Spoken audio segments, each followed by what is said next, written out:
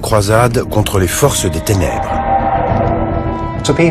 Pour ceux qui croient réellement dans la magie, ce sont des armes meurtrières et terriblement efficaces. Jacques Stewart, qui sera le premier souverain à régner en même temps sur l'Écosse et l'Angleterre sous le nom de Jacques Ier, est convaincu que Satan conspire avec des sorcières dans le dessein de le tuer. Je ne connais pas Satan, messieurs. Quel pouvoir Satan vous a-t-il donné? Quelle promesse diabolique vous a-t-il faite? Il a même écrit un traité sur les dangers de la sorcellerie. Voici l'histoire d'un homme dont la paranoïa a provoqué des exécutions massives dans les îles britanniques. Les chasses aux sorcières sont parmi les plus grandes injustices de l'histoire britannique. Elles concernent des centaines, voire des milliers de femmes mises à mort pour des crimes qu'elles n'ont jamais pu commettre. Nous allons vous faire part d'extraordinaires découvertes archéologiques qui montrent que la croyance en les sorcières s'est poursuivie bien après la croisade du roi Jacques. Ils savaient que c'était dangereux. Mais quand vous croyez profondément en quelque chose, le fait que vous risquiez votre vie ne vous arrête pas.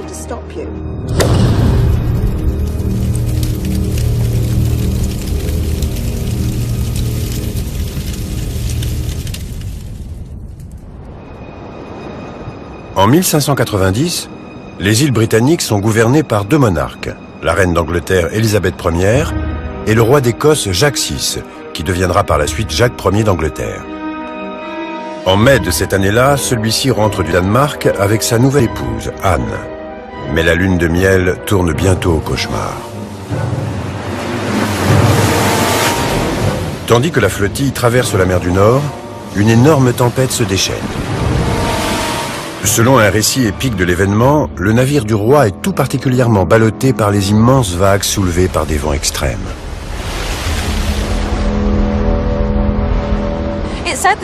On dit que le vaisseau royal s'était comporté différemment des autres bateaux qui l'accompagnaient.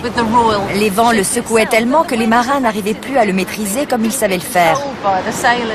C'est ainsi qu'on a pensé que la tempête n'était peut-être pas d'origine naturelle et qu'elle avait pour cible le roi Jacques et son épouse Anne.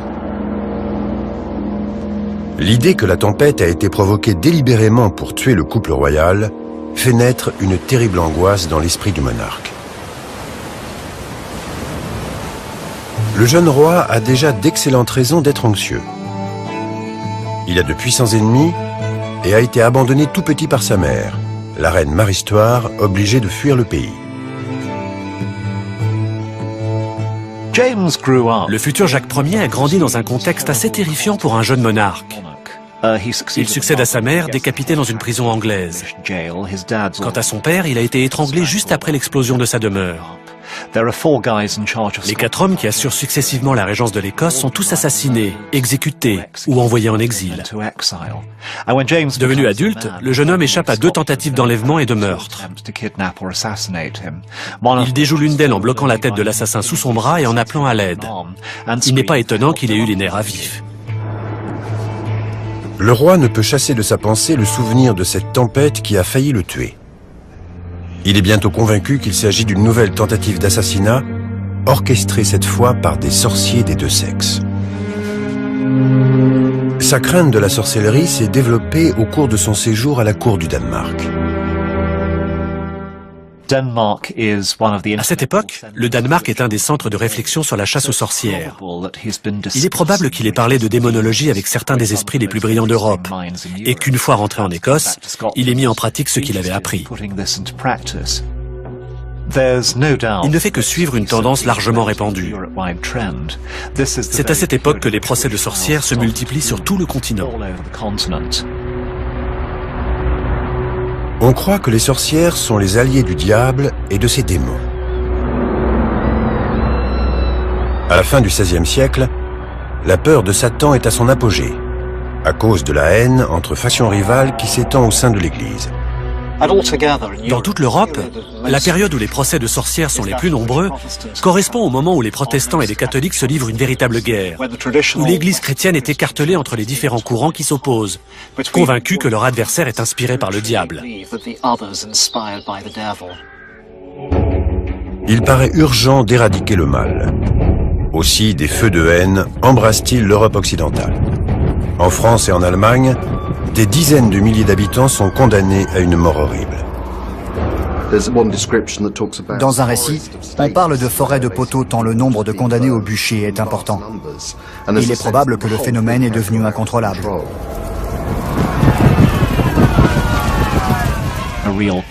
Une véritable panique envahit certaines parties de l'Europe. Le sommet de l'horreur est atteint en 1589 dans une petite ville du nord de l'Allemagne, Quedlinburg. 1333 femmes sont brûlées vives dans la même journée.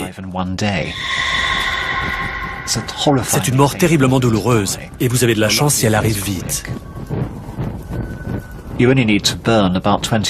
Pour une ville d'Europe du Nord de taille moyenne, il suffisait de brûler 20 à 30 personnes en même temps pour créer une impression de forêt de poteaux en flammes.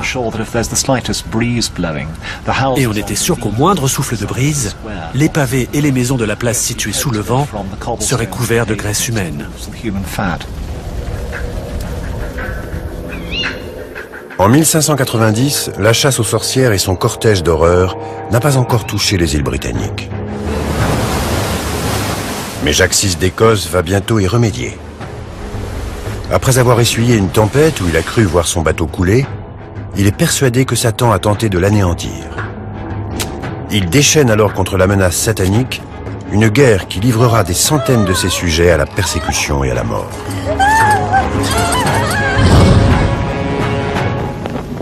Sa peur s'étend à la croyance populaire dans la magie, largement répandue à l'époque. Celle-ci devient à présent un crime contre la pensée punissable de mort.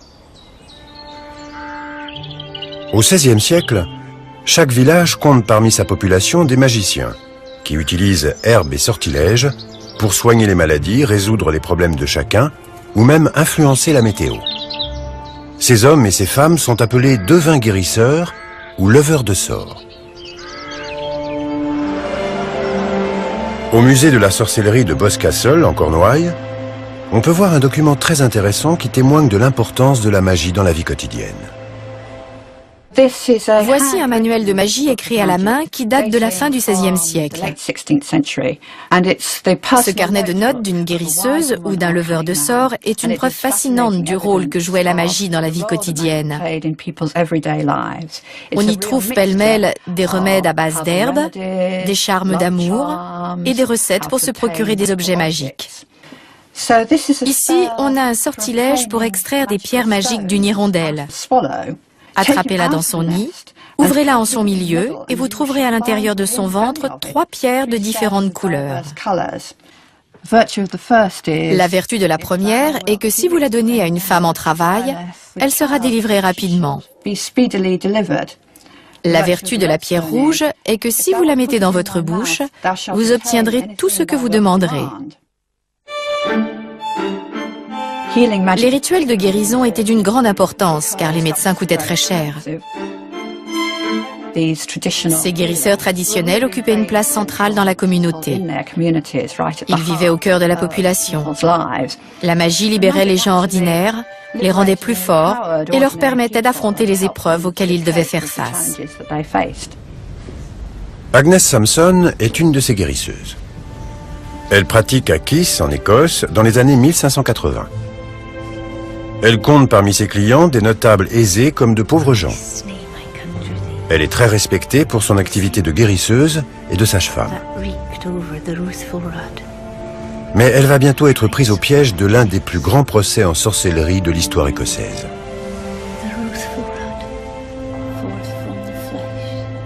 Les rituels de guérison protègent de la maladie et de la malchance. Mais ils peuvent aussi servir des objectifs plus obscurs.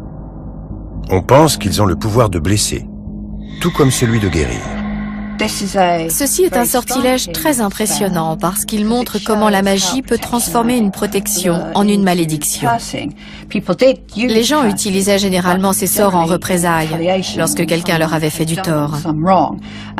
Voici un sortilège pour obliger un voleur à se confesser. On fait un dessin de son œil et l'on y enfonce un clou. Ensuite, l'homme va souffrir à cet endroit jusqu'à ce qu'il avoue son vol. La plupart de ces objets ont trait à la magie destructrice. On a une représentation classique de victime dans laquelle celui qui l'a fabriqué plante des épingles, des poignards ou d'autres instruments pour attenter à sa vie.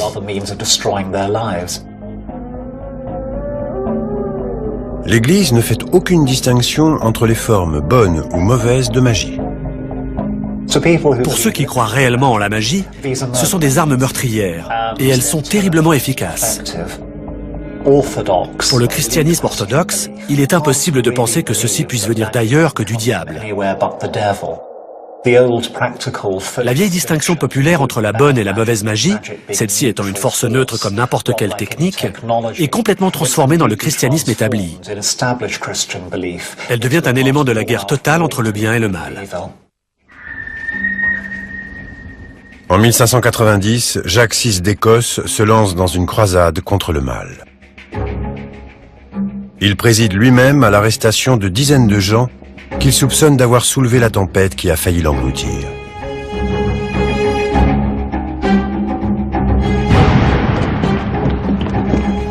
L'une des femmes capturées au cours de cette traque est Agnès Sampson, la guérisseuse respectée de Kiss, bourgade du nord-est de l'Écosse. Le roi est tellement obsédé par l'idée d'arracher les racines du mal qu'il décide de l'interroger lui-même. Quand Satan est-il venu vers vous pour la première fois? Je ne connais pas Satan, messieurs. Quelle promesse diabolique vous a-t-il faite? Quelle forme ces diablotins ont-ils prise? Une chose extraordinaire se produit en Écosse dans les années 1590. Jacques VI d'Écosse, le roi, participe en personne aux interrogatoires des sorcières soupçonnées. Et il mène en particulier celui d'Agnès Sampson. Il est très étrange de voir un monarque faire ça à l'époque. Mais ça montre à quel point celui-ci est concerné par la démonologie. Pas seulement en tant qu'idée abstraite, intellectuelle, mais par la façon dont elle est mise en pratique à travers la sorcellerie dans son royaume. C'est un savant, un érudit, qui mène une recherche et qui veut faire ça lui-même. De plus, il trouve ça fascinant. Et où? Sur votre corps, ces diablotins t'étaient-ils? Je ne connais aucun diablotin, messieurs. Quel pouvoir Satan vous a-t-il offert? Avez-vous cru à ces mensonges? Non, messieurs. Pour commencer, Agnès dit qu'elle est une guérisseuse, qu'elle n'est pas une sorcière, qu'elle ne fait pas ce genre de choses. Mais ensuite, on l'amène à la torture. Agnès est soumise à des douleurs insoutenables. Elle essaye d'expliquer à ses bourreaux les techniques dont elle se sert pour traiter les maladies.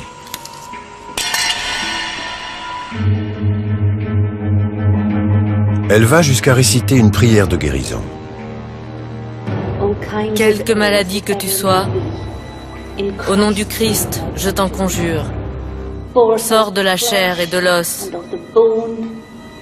et va dans la terre et dans la pierre. Je t'en conjure au nom de Dieu. La magie se mêlait au christianisme, qui était une partie très importante de la magie populaire. La plupart de ceux qui la pratiquaient se considéraient comme de fervents chrétiens. Et la magie à laquelle ils avaient recours était pour eux un don de Dieu, une des manières dont son pouvoir se manifestait dans le monde naturel. Pour les chasseurs de sorcières, le mélange entre la religion et la magie laisse entendre que le christianisme a été corrompu par les forces démoniaques. Avec la permission du roi, les bourreaux d'Agnès Sampson la privent de sommeil et lui infligent les pires supplices pour lui arracher des aveux. Sous la pression, elle avoue avoir conclu un pacte avec le diable. Elle est ramenée pour un autre interrogatoire. Ces étranges aveux sont utilisés comme des preuves contre elle. Donc, vous avez attrapé ce crapaud noir, vous l'avez accroché par les pattes pendant 3 jours, et avez collecté le venin qui en tombait dans une coquille d'huître. Oui, messieurs. Et si vous aviez pu vous procurer un vêtement en lin que j'aurais porté, vous m'auriez ensorcelé pour que je meure. Oui, messieurs. Mais Agnès avoue des sortilèges et des maléfices tellement extraordinaires que le roi a du mal à la croire. Eh bien, ceci est tellement miraculeux et étrange que je crois tout simplement que vous êtes la dernière des menteuses. Approchez-vous, messieurs.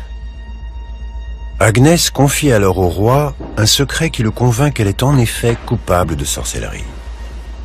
Au cours de votre nuit de noces, Elle lui chuchote les détails d'une conversation intime qu'il a eue avec son épouse Anne lors de leur nuit de noces au Danemark. Or, à ce moment-là, Agnès était à des centaines de kilomètres de là en Écosse. Ceci semble persuader le monarque qu'elle a vraiment des pouvoirs surnaturels. Je pense que ce moment est vraiment capital pour Jacques VI d'Écosse. À partir de cet instant, il a été convaincu que tout cela relevait de la sorcellerie et qu'il en était la cible. Le roi semble négliger une hypothèse plus évidente pour expliquer qu'Agnès ait eu connaissance d'une conversation tenue sur l'oreiller avec son épouse Anne. Il faut se rappeler qu'autrefois, les mariages n'étaient pas comme aujourd'hui, une affaire privée, surtout pour un roi et une reine. Il se peut très bien qu'une servante ait surpris certaines paroles, que des bruits aient couru. Agnès les a peut-être repris, mais je ne pense pas qu'elle ait appris quoi que ce soit par magie. Selon un récit détaillé du procès paru dans un pamphlet intitulé « Nouvelles d'Écosse », Agnès Samson avoue aussi faire partie d'une conspiration démoniaque de 200 sorcières, convoquées par Satan pour qu'elles l'adorent dans une église. Les sorcières rencontraient le diable, renonçaient à leur foi chrétienne et lui rendaient hommage, souvent sous la forme la plus répugnante, en particulier en baisant le derrière du diable. Le diable aurait même présenté à cette assemblée impie une image du roi pour tenter de le détruire.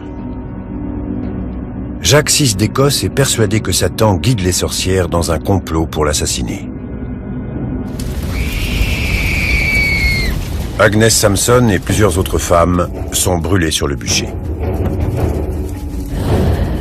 Sa mort marque le début d'une gigantesque chasse aux sorcières. L'Écosse exécute une proportion plus importante de sa population que presque tous les autres pays d'Europe. On estime que 2500 femmes et hommes sont pendus et brûlés sur un bûcher. La traque progresse par vagues, car sous la torture, les suspects en incriminent des dizaines d'autres. Mais en 1597, cette croisade anti-sorcière en Écosse sombre dans le chaos. La chute commence quand Margaret Aitken, elle-même suspecte, se transforme en informatrice. Elle se dit capable d'identifier des sorcières à une marque secrète qu'elle voit dans leurs yeux. Mais elle va bientôt perdre toute crédibilité. Pendant 3 ou 4 mois, on lui demande de faire ce travail d'identification, alors elle accuse un grand nombre de gens d'être des sorciers. Le problème, c'est qu'un jour où elle identifie une femme comme étant une sorcière, on lui dit « Mais vous l'aviez identifiée auparavant comme n'étant pas une sorcière. » Simplement, elle ne portait pas les mêmes vêtements. Bien sûr, à ce moment-là, toute l'affaire s'effondre. Et on comprend que toutes ces sorcières n'en étaient pas. Les procès étaient de faux procès, en fait. C'est un moment charnière. Margaret Aitken est confondue comme étant un témoin peu fiable. Les procès en sorcellerie risquent d'être discrédités. Pour défendre sa croyance en la menace satanique, Jacques VI publie alors un extraordinaire appel aux armes contre la sorcellerie. Il intitule son ouvrage « Démonologie ». La prolifération effrayante en ce moment, dans ce pays, de ces détestables esclaves du diable. Son livre est incroyablement court, incroyablement lucide et incroyablement bien structuré. C'est un bon ouvrage de littérature. Mais pour éclairer le cœur de beaucoup de gens qui doutent que de telles attaques de Satan soient volontiers pratiquées, Le livre de Jacques VI d'Écosse, Démonologie, devient un manuel de persécution et de chasse aux sorcières. Il va avoir une portée immense au cours des 50 à 60 années qui suivent. Et de nombreux procès de grande envergure sont directement marqués par cet ouvrage. L'influence de Démonologie aurait pu se limiter à l'Écosse. Mais en 1603, la reine Élisabeth Ier d'Angleterre meurt. Jacques VI d'Écosse hérite de son trône et devient Jacques Ier d'Angleterre. Il emporte avec lui à la cour son livre terrifiant. Démonologie place le roi lui-même en première ligne de la chasse aux sorcières. Ainsi, cette traque est-elle officiellement reconnue dans le nouvel État britannique. Il y a maintenant une ligne à suivre, et l'ouvrage fournit un texte simple et bref, à partir duquel toutes sortes d'idées et de publications peuvent jaillir.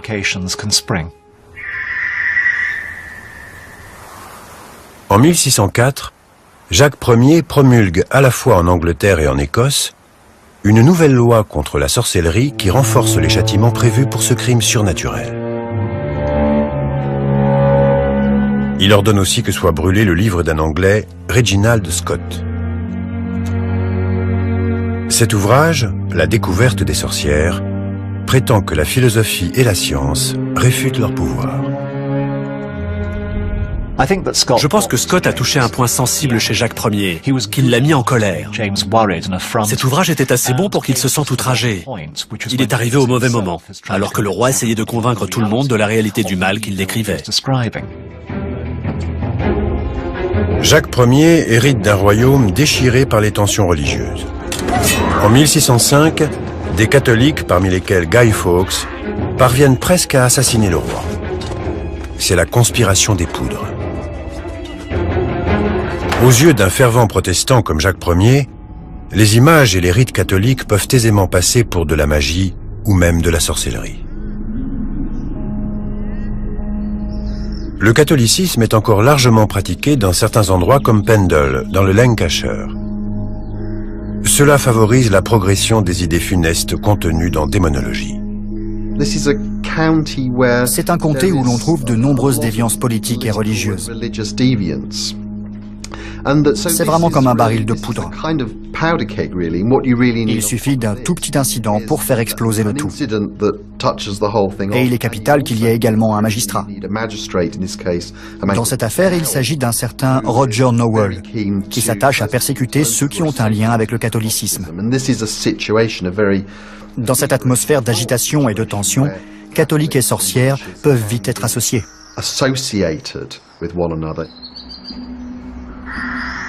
Dans ce climat d'intolérance et de suspicion, un seul incident suffit pour déclencher une chasse aux sorcières. C'est ainsi qu'Alison Davis, fille d'une famille pauvre de Pendle, va se retrouver au centre d'un véritable cauchemar. Alison est la petite fille d'une femme appelée Elizabeth Demdike, que l'on soupçonne d'être une sorcière ou une jeteuse de sorts. On pense que sa mère est aussi une sorcière. Elle fait donc partie d'une famille de devins guérisseurs ou de magiciens. Et il faut ajouter qu'elles sont très pauvres. Par conséquent, elles sont souvent en conflit avec la communauté à laquelle elles appartiennent.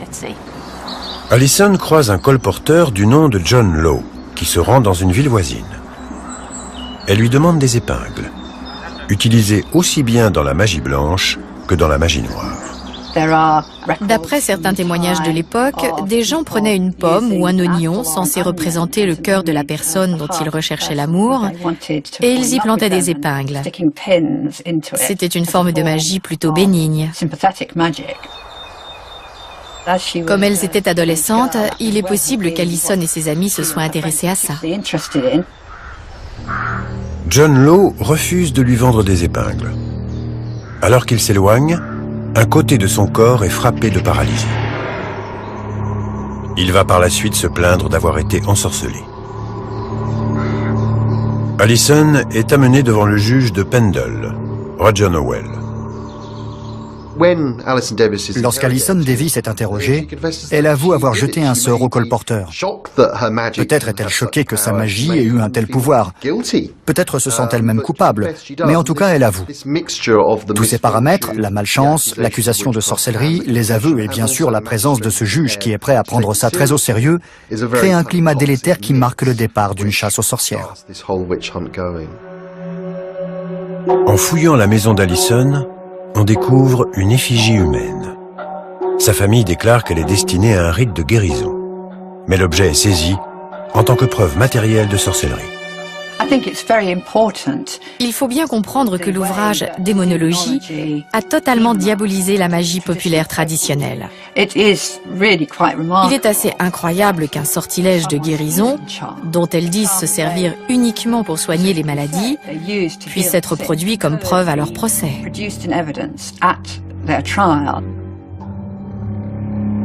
Pour trouver davantage encore de preuves contre elle, on interroge toute la famille d'Allison, y compris sa sœur cadette, Janet Davis, âgée seulement de 9 ans. Pourtant, selon la loi anglaise, le témoignage d'un enfant est normalement irrecevable.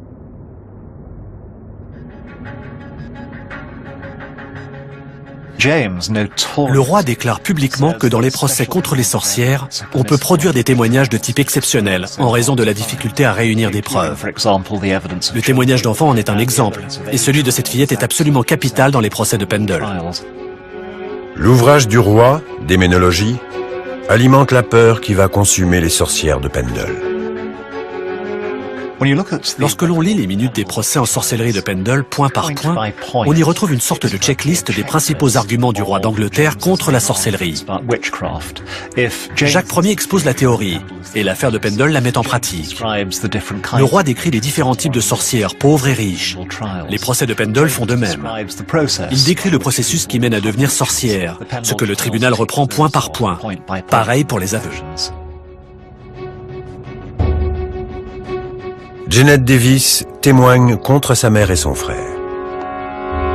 Ils seront pendus avec Allison, ainsi que 7 autres personnes prises au piège de la chasse aux sorcières.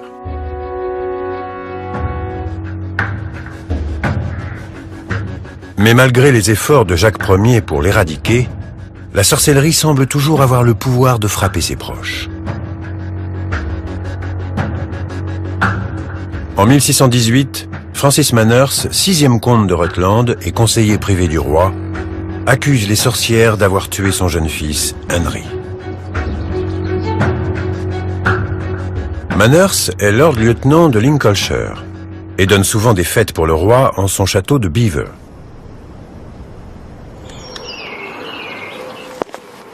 L'historienne Tracy Borman enquête sur l'étrange tragédie qui a frappé cette famille. J'ai découvert l'histoire des sorcières de Belvoir dans un roman que je lisais pour mon plaisir.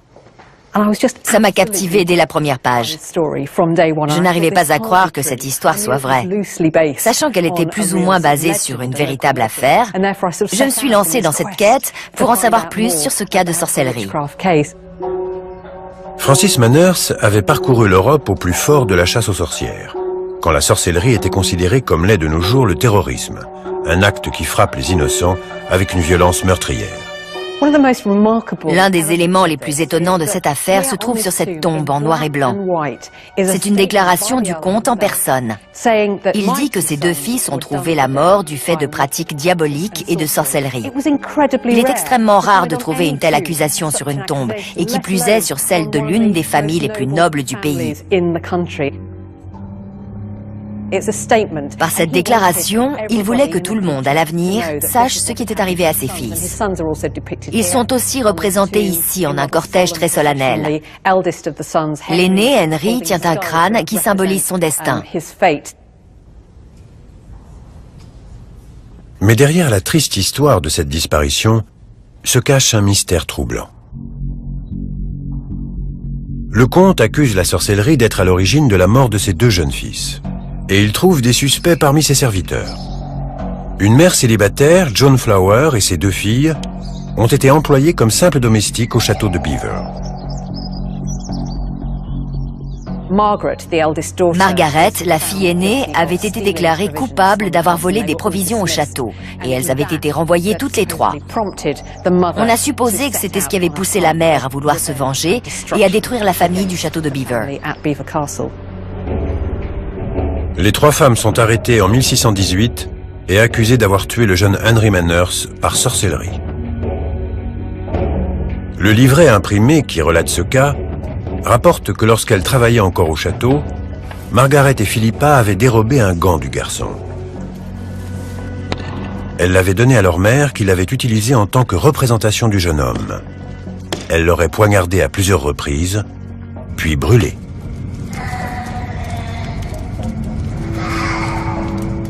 Mais Henry est mort 5 ans avant ces accusations.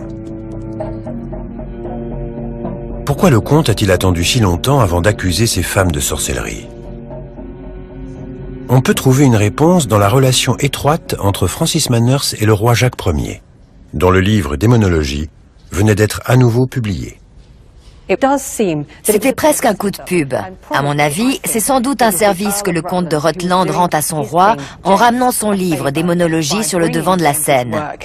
Car le pamphlet qui rapporte l'affaire fait référence à l'ouvrage de Jacques Ier dès la préface. Il rappelle au lecteur l'excellent travail du monarque sur l'histoire de la sorcellerie et décrit précisément la manière dont les sorcières doivent être traitées. Dans cet écrit, on affirme que les femmes ont pris un peu de la laine qui garnissait un matelas du château de Beaver. John Flower l'aurait ensuite mélangé avec du sang et de l'eau, puis fait bouillir, pour que le comte et son épouse soient frappés d'infertilité.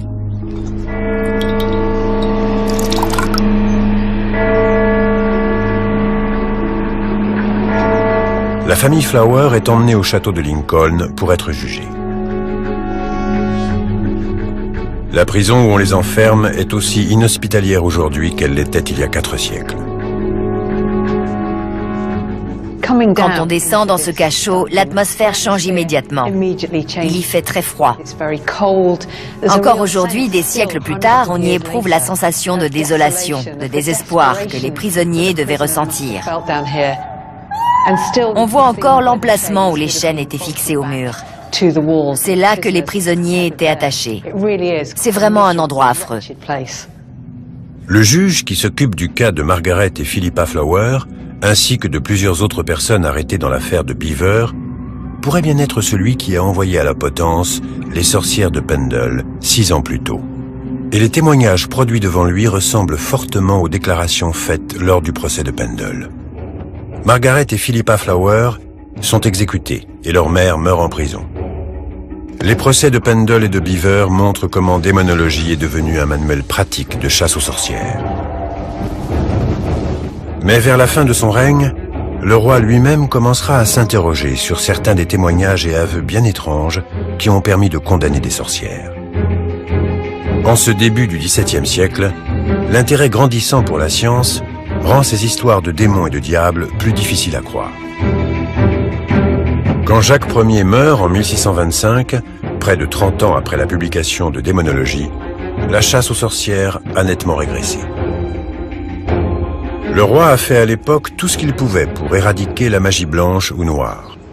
Mais de nouvelles preuves, découvertes lors de fouilles récentes en Cornouailles, semblent indiquer que sa croisade a échoué. L'archéologue Jackie Wood a mis au jour une série de fosses qui contiendraient des offrandes rituelles troublantes. La plus ancienne date de 1640, c'est-à-dire bien après la mort de Jacques Ier. Ces 3 fosses sont regroupées. Pour celle-ci, nous avons réalisé une datation au carbone 14. Et ce qui est vraiment surprenant, c'est que c'est une des rares fosses rondes que nous ayons. La plupart sont rectangulaires. Ils ont plumé un cygne, pris sa peau et en ont tapissé le puits. On peut la voir ici. Ensuite, ils ont placé 2 pies sur le côté et par ici 55 œufs, dont 7 prêts à éclore. Des œufs de la taille de ceux d'une poule naine jusqu'à celle d'œufs de canard. C'est un gros travail. C'était à l'époque où l'on chassait les sorcières. Quiconque commettait un acte païen faisait quelque chose de très dangereux. Jackie Wood a également découvert une petite mare artificielle remplie d'étranges offrandes. Voici des objets trouvés dans un bassin votif. Nous avons toutes sortes de textiles, des branches de bruyère, des noyaux de cerises, des rognures d'ongles humains. Généralement, lorsqu'on jetait des épingles dans un bassin votif, on les tordait et ensuite on faisait un vœu. Cela semble être une tradition. Mais ici, toutes les épingles sont droites. Nous pensons donc qu'elles ont pu être utilisées réellement comme des épingles pour fixer des rognures d'ongles ou des cheveux sur les tissus. Ensuite, ils ont jeté tout ça, c'est-à-dire une partie d'eux-mêmes, dans ce bassin. Ce bassin votif a apparemment été détruit dans les années 1640. Sans doute cela faisait-il partie des mesures de répression contre la magie et la sorcellerie. Ce bassin a été creusé durant la période médiévale, et puis il a été recouvert, il a été comblé délibérément. Tout laisse à penser qu'il a été comblé au cours de la première guerre civile anglaise qui éclate en 1642, quand le Parlement prend les armes contre Charles Ier, fils de Jacques Ier.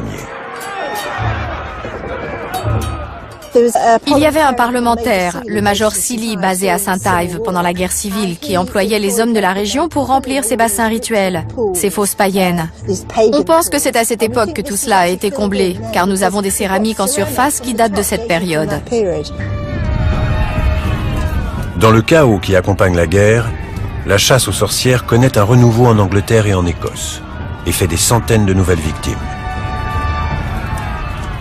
Le système judiciaire s'effondre, si bien que les juges expérimentés qui auraient pu rendre un non-lieu dans les affaires de sorcellerie ne peuvent plus faire le tour des juridictions du pays. Dans ce vide qui a envahi la région de l'East Anglia, arrive un homme qui n'est personne, un petit gentilhomme qui n'est pas juge, ni même avocat. Il s'appelle Matthew Hopkins, et il est en train de mourir de la tuberculose. Il est certain que sa fin est proche, et il élève son esprit en lisant des ouvrages venus du continent sur la sorcellerie. Il veut absolument, avant de mourir, purger sa région du mal. Matthew Hopkins vit à Manningtree dans l'Essex. C'est en 1645 que commence ici l'une des chasses aux sorcières les plus meurtrières de l'histoire britannique, quand il s'associe à un autre gentilhomme puritain du nom de John Stern. Cette plage de Manningtree est un lieu chargé d'histoire. Comme on le voit, c'était autrefois un port. Il y a encore des bateaux aujourd'hui, mais auparavant, c'était un endroit très prospère. On y importait des marchandises depuis la mer du Nord et le continent, mais aussi des idées. Des idées radicales, politiques, religieuses, ce qui explique en partie pourquoi la vallée de la Stahor a été un foyer du puritanisme durant la première moitié du XVIIe siècle. C'est exactement le genre d'endroit où les chasseurs de sorcières comme Hopkins et Stern ont pu s'adonner à leurs fantasmes démoniaques. Matthew Hopkins déclare même qu'il a entendu des sorcières se réunir à Manningtree. 7 ou 8 sorcières de cette horrible secte se réunissaient près de sa maison et faisaient des sacrifices solennels qu'elles offraient au diable. Il a laissé un témoignage écrit sur sa mission. Il commence par un verset de la Bible qui fait froid dans le dos. Tu ne laisseras pas vivre une sorcière. Hopkins et Stern exploitent les différends qui existent entre voisins et la peur de la sorcellerie. Les chasseurs de sorcières portent ces litiges devant les magistrats d'Essex, comme s'il s'agissait de véritables accusations criminelles. L'un des épisodes les plus terribles se produit dans la paroisse voisine de Lawford. Un dimanche matin du printemps de 1645, Prudence Hart, une paroissienne enceinte, est en train de prier dans l'église qui est derrière nous, quand elle est prise de sévères douleurs abdominales. Elle sort en titubant de l'église et s'écroule dans des douleurs atroces sur le chemin là-bas. Le travail commence immédiatement et elle donne naissance à un enfant mort-né. C'était la preuve irréfutable que la famille Hart avait été ensorcelée. Une veuve de l'endroit, Anne West, et sa fille Rebecca sont accusées d'avoir provoqué la fausse couche. Elles sont arrêtées et accusées de sorcellerie. Hopkins et Stern parcourent d'autres villes de l'Est de l'Angleterre à la recherche de nouveaux suspects. Leurs accusations deviennent de plus en plus extravagants, à mesure qu'ils sont eux-mêmes ensorcelés par leur propre peur. Leur mode opératoire consistait généralement à mettre le suspect à l'isolement, à l'obliger à rester éveillé durant 3 jours et 3 nuits, à le faire marcher de long en large et à utiliser une forme d'interrogatoire tendancieuse et brutale. Ça ne laissait pas beaucoup de place aux dénégations ou aux protestations d'innocence. Dans un rapport, Matthew Hopkins relate certains de ces interrogatoires peu après qu'ils aient eu lieu. Il affirme avoir vu les monstrueuses créatures invoquées par les présumées sorcières. Elizabeth Clark, une vieille femme handicapée, est interrogée par Hopkins en personne. Après cette période de 3 jours, elle craque et elle dit « Je suis prête à faire venir mes diablotins ». Et elle leur donne des noms. Ils s'appellent par exemple Sac, Sucre, Ronchon, Ventre affamé et Tarte folle. Le rapport indique que ce cortège d'animaux entre dans la pièce. Mais bien sûr, ils n'ont rien de naturel, ce qui semble confirmer que la vieille femme est une sorcière et que ces créatures sont celles à travers lesquelles elle commet ses crimes. Le récit d'Hopkins montre à quel point victimes et accusateurs partagent la même illusion. Pour eux, leurs hallucinations reflètent une réalité démoniaque. Il y a des gardiens qui surveillent jour et nuit, probablement à la lumière d'une bougie, et qui attendent qu'il se passe quelque chose. En fait, ils ont très peur.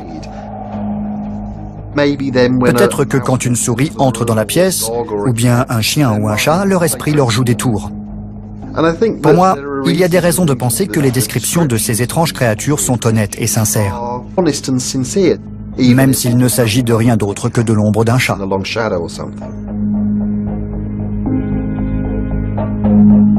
Celui qui s'intitule lui-même « chercheur de sorcières en chef » arrête et torture jusqu'à 300 femmes dans l'est de l'Angleterre. Une centaine d'entre elles sont exécutées. Mais à la fin du XVIIe siècle, la peur des sorcières, alimentée par l'ouvrage Démonologie, commence à s'éteindre. La dernière exécution pour sorcellerie en Angleterre a lieu en 1682, presque un siècle après la publication du fameux livre. Les remarquables découvertes de Savioc en Cornouailles montrent que la croisade fanatique du roi a été un échec. Ce site montre que les croyances magiques ont perduré pendant des siècles. Ce site est véritablement unique. Dans le domaine archéologique, il semble qu'on n'ait jamais trouvé de fosses comme celle-ci, que ce soit en Angleterre ou en Europe, pour autant qu'on sache. Elle donne un petit aperçu très spécifique d'un système de croyances qui est resté très privé et très secret jusqu'à maintenant. Au cours des 12 dernières années, Jackie Wood a découvert plus de 40 fosses tapissées des peaux de différents animaux. Elles sont toutes à moins de quelques mètres de celles qui renferment des plumes de cygne et qui datent de 1640. Celle-ci date d'une centaine d'années plus tard. Elle est de 1740 et elle est tapissée de fourrure et non de plumes. Quand on l'a analysée, on a découvert qu'il s'agissait d'une peau de chat. On a donc écorché un chat noir et tapissé cette fosse avec sa peau. Ensuite, on a placé un morceau de quartz aux 2/3 en partant du bas. Et chose extraordinaire, au-dessus du quartz, il y avait 22 œufs. Et à l'intérieur de chacun, un poussin prêt à sortir. Je suis convaincue qu'il s'agit d'un certain type de sorcellerie. Ces étranges rituels semblent se perpétuer pendant 350 ans, depuis le XVIIe siècle jusqu'à des temps assez récents. Voici la dernière que nous ayons trouvée. C'est vraiment passionnant. Elle est tapissée de fourrures de différentes couleurs, marron et noir, tout autour. Ensuite, on a les pattes d'une chèvre qui sont placées à la base. La tête de la chèvre avec ses dents, et autour de la tête, il y avait un morceau de plastique et un morceau de ficelle orange. Seulement, ce type particulier de ficelle n'est arrivé en Cornouailles que dans les années 1970. Nous avons donc une fosse des années 70. Ce qui veut dire que depuis la guerre civile de 1640 jusqu'à ces années récentes, des gens ont creusé des fosses dans cette vallée. Les animaux enterrés dans les fosses de Savioc semblent faire partie d'une croyance traditionnelle qui s'est peu à peu perdue. Mais aucune des découvertes de ce site ne présente la moindre association avec les prétendus rituels sataniques qui ont coûté la vie à des milliers de gens. Il n'existe aucune preuve qu'une seule des personnes accusées de sorcellerie ait effectivement vénéré le diable.